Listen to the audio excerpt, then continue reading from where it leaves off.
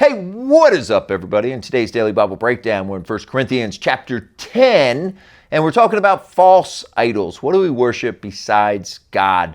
There's a few we need to talk about. Stick around. We'll be right back.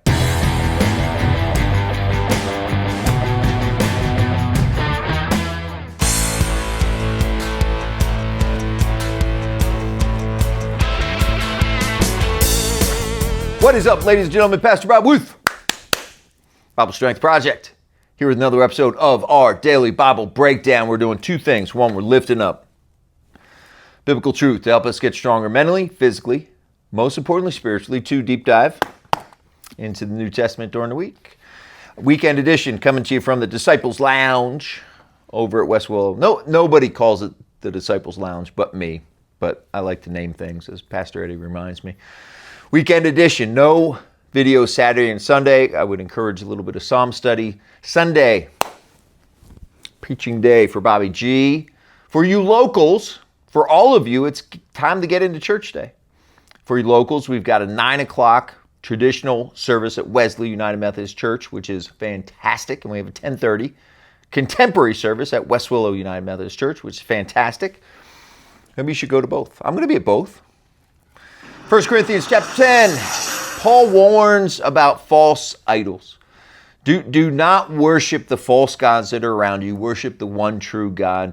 Don't worship things of metal, things of wood, food, all of those things. Okay, we get that. We see them doing that, those silly new believers. How about them? How about us? What do we worship? I'll give you 5 actually that are significant. Money. We worship money, we worship comfort, we worship safety, we worship pleasure. I was going to even put health. I'll put health on there. I'll tell you why in a second. Money.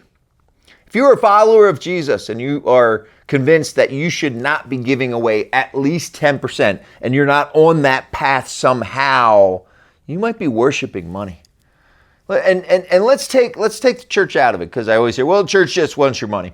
Well, let me tell you something. It's really freaking helpful to pay the electrical bills and the heating bills. The utility companies don't take prayer in payment for that stuff, so it is helpful. But you know what? If we didn't have any money, we would still do church. If I didn't make a salary as a pastor, I would still be ministering. I would still be a pastor. So take that out. Strive to give away. 10% is a good number because it's a lot. Give it to your favorite charity. Give it to American Cancer Society. Give it to an organization that does good. It blesses you. When you learn the discipline of generosity, you're the one who is blessed. Well, we won't just talk about money. Comfort. Anytime we're uncomfortable, anytime we get some discomfort, we lose our minds because that's an idol. We'd rather be comfortable than close to God. Anytime we feel unsafe, anytime we feel vulnerable. How much money do we spend on insurance, health insurance and property insurance? And some basic insurance is good, right? But do we need an insurance policy that is going to cover every single inevitability, even though there's a 0.0001% chance of it's happening? Maybe not. Maybe we could use our money better. Pleasure. And anytime I'm bored or I'm disgruntled, why does God hate me? I'm not worshiping pleasure. I'm worshiping the one true God. I'll put health in there, because, as you know, I've recently had some cranky back issues and I've had a lot of back pain, and it made me angry. It made me sad. I'm reaching out to God. Why are you doing this? And I say, were you worshiping your health, big guy? Or are you worshiping me? Oh, okay. Anything that causes us pain or discomfort, when it is removed, there's a chance that that is an idol. We got to be aware of that. Okay, I do idolize this thing. I got to remove it. I got to work to get back to worshiping the big guy upstairs and his son through the Spirit. And now for today's power verse.